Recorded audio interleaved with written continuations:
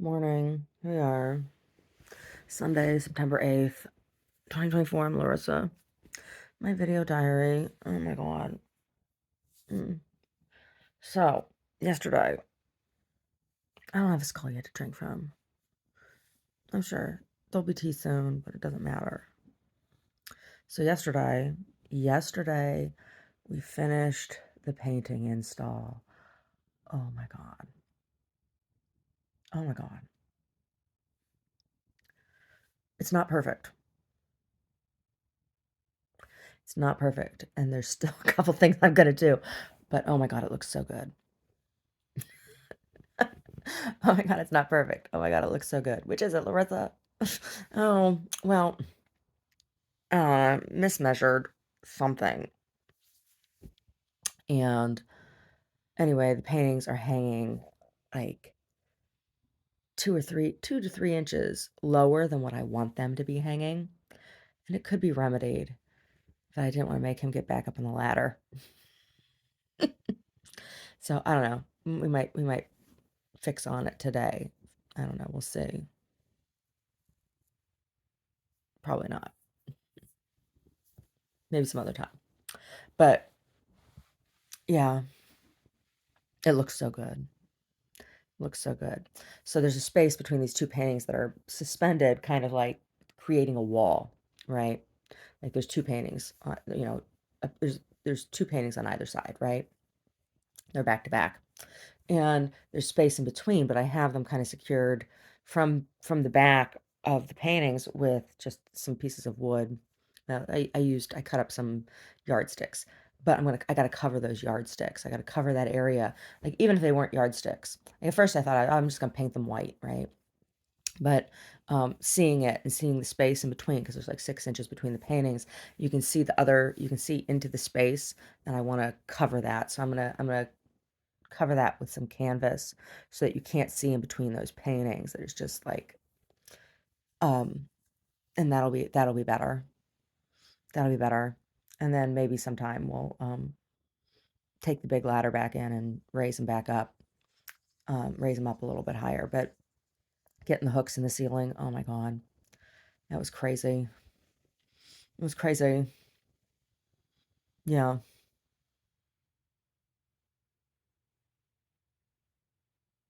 And doing things with him. Like, he doesn't think about this kind of stuff very often, and so it's not the type of problem solving that he does, this spatial problem solving. It's like, okay, I've been thinking about how to go about this for a week, right? He's like, well, let's do it this way. I'm like, no. He's like, okay. He's like, well, what if you did this? I'm like, no. Yeah. hmm But see, so we like created a room by making a kind of like making a wall with these four paintings that are back to back, two to two, right next to each other. So when you come in the space, if you turn left immediately, it's like you go into this like this square room that's created by these paintings hanging, and you can walk around in a circle, and you go out the other side and see the paintings in order, right? Um, but the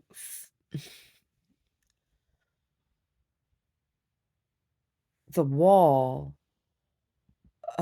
this little wall, the square's not perfect, right? It's not a perfect square. It's like a rectangle, and the corners, we had to do some measuring, right? We had to do some measuring and some process of elimination. It's like, okay, I'm gonna measure that wall to find out how far this is, because I can't be sure that we're measuring square here. And then it's like, well, how, and we got to find, what is the distance from there to there? And anyway, anyway, got it all figured out. Got the hooks hung in a straight line in the ceiling. Yeah.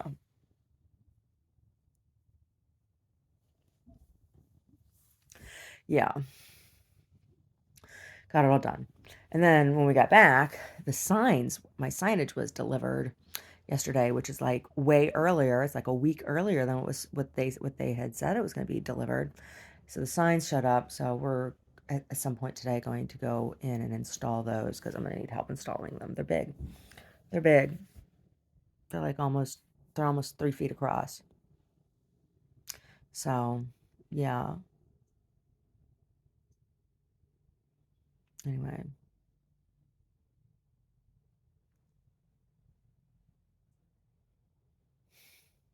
yeah. It looks so good. The space looks so amazing. It really, really, really, really does. We'll hang devilfish from the ceiling eventually. Eventually we will. Eventually we'll hang devilfish from the ceiling. Um, but as of right now, devilfish is on blocks because the windows need to get done. Right? Yeah, eventually we'll hang devilfish from the ceiling, and then I will use those bricks, all of those bricks. I'll make like a pedestal for display for something else. Yeah. Oh my gosh, so exciting. Yeah. So today we're going to do some other things. We went out to dinner last night. We tried a new place. It was okay. It was a place that has a very, very large vegetarian menu on it. Right? But it was okay. I don't know, vegetarian restaurants. I'm a vegetarian and I cook and I make some good food. So a lot of times I'm kind of just disappointed, nonplussed by vegetarian restaurants, right? I'm trying to think. I don't know. I'm not a big fan of vegan restaurants. You know, the restaurant we went to last night, most of the vegetarian stuff, or all of the vegetarian stuff that was on the menu, was vegan. Um, but they didn't have any weird stuff on the menu. There wasn't any like fake meat or fake cheese. There was nothing trying to be things that aren't vegan kind of thing. So it was just food, right? So that's okay. That's okay. It was an okay restaurant.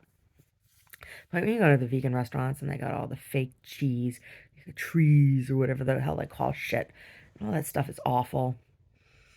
It really, really is. So much of the vegan crap. It's not even food. It's more processed than processed cheese. Cheese. Cheese. You know. Yeah, but this place, it was tofu. It was tofu and stir fries. So, there was just no butter, no eggs. Rice noodles instead of egg noodles. So it's not like it was like weird stuff. It's like food. So that was pretty good. And it wasn't crazy expensive, so that was nice too. Yeah. So we'll go there again. I'm sure. I'm sure we'll go there again. Plus they had meat on the menu too. It wasn't just a vegan place, right? They had meat on the menu too, so he can have meat. They just didn't have cheese or eggs on the menu. They had no lacto ovo on the menu. That's fine. Right? That's fine. Yeah, I also picked up some groceries to have at the gallery so I can make myself lunch so I don't have to keep going to get lunch places. I don't like doing that. I don't. Once in a while is okay, but I don't like going out to lunch all the time, right? Right? Yeah. It's expensive. And you can't always have exactly what you want, you know? Like when I make myself something, I can make exactly what I want. Yeah. Oh, the new space looks so good. I can't wait to start working there. Cheese. Cheese and rice. Cheese and rice. Maybe I'll start working there this week. I still have some things I need to do. Yeah. And I still need to rectify the address on my seller's permit and Google is being such a pain in the ass. I gotta verify my business by like taking a video showing where my business is. I'm like, geez, can't I just show you a screenshot of my lease? Can't I just, it's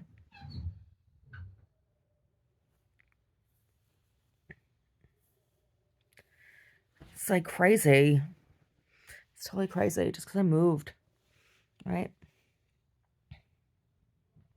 So it still shows online that my business is in Saratoga. It says it's temporary closed. Like, no, I'm not in Saratoga anymore. I'm still closed. I'm not reopened yet, but I'm not in Saratoga anymore. Jeez. Jeez. Jeez Louise.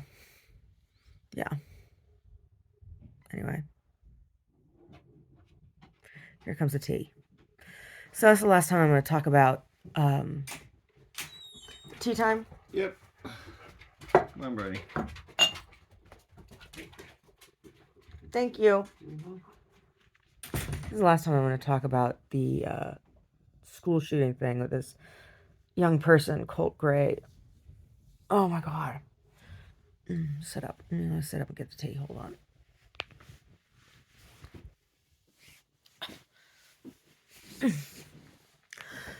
I'm not going to talk about it anymore, and I'm not going to follow the story anymore because it just really the whole thing disgusts me. And I mean, yeah, violence itself disgusts me, right? Like children killing children, children dying, anyone dying, right?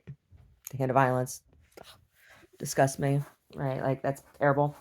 But this is like compounded because this is a child who committed violence, and I've worked with violent offending youth, and there is never, it is such a rare, rare thing to come across a child who is like born psychologically defective in such a way that gives them no conscience, right? Like that's something that is kind of, it's a wound, right? When you come across children who have committed violence, 9 times out of 10, they are as much a victim, right? Like they've been made into a monster, right? There's a reason. There's not, or there's some sort of like the young man my sister dated in high school who shot his sister in the face with a hunting rifle. There was something organic wrong with him. He had a brain disorder, right? It was an illness that, otherwise there wouldn't have been an issue, kind of thing. Um,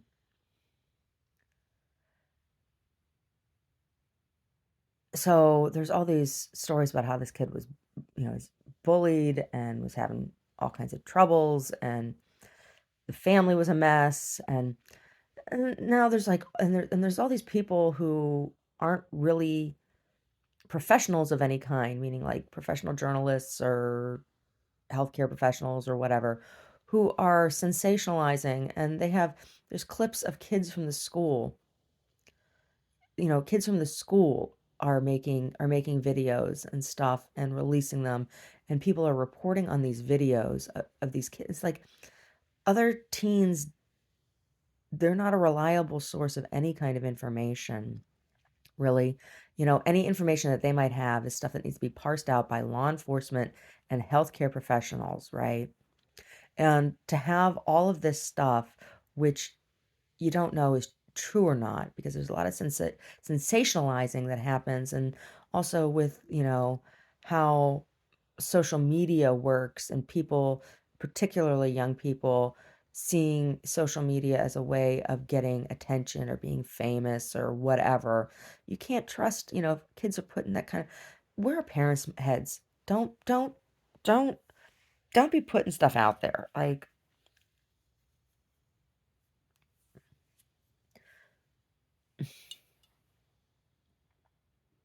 yeah, I have compassion for the shooter.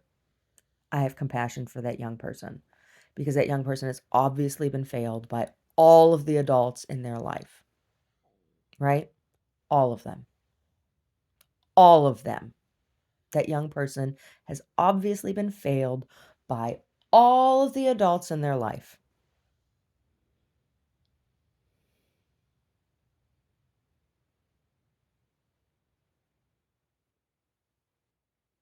right? So I look at that. I look at that and I think, the people who died, it's a horrible tragedy that they died, but they're not suffering. that young person is going to suffer for the rest of their life. And they've been suffering up until this moment, right? That young person, Colt Gray, has been suffering for their entire life, and they're going to suffer for the rest of their life. And that is terrible. That is terrible. So, you know, I'm not going to watch because the media is just sensationalizing even more so because this is an election year and gun control is a hot topic and has been, and so they're going to exploit the pain of the families who lost loved ones. They're going to exploit the pain and the spectacle of the family who is going to continue to suffer, right? For ratings and political agenda, and I don't want to be part of it. So to the families who lost loved ones in that and any other school shooting tragedy, my condolences to you. And to the young person on trial, my condolences to you as well. I'm sorry that everybody in your life failed you to the point that brought you to those actions. I'm sorry that you felt that that was your only option. That must be a very, very, very terrible space to be in. Anyway, that's how I feel about that. That's how I feel about that.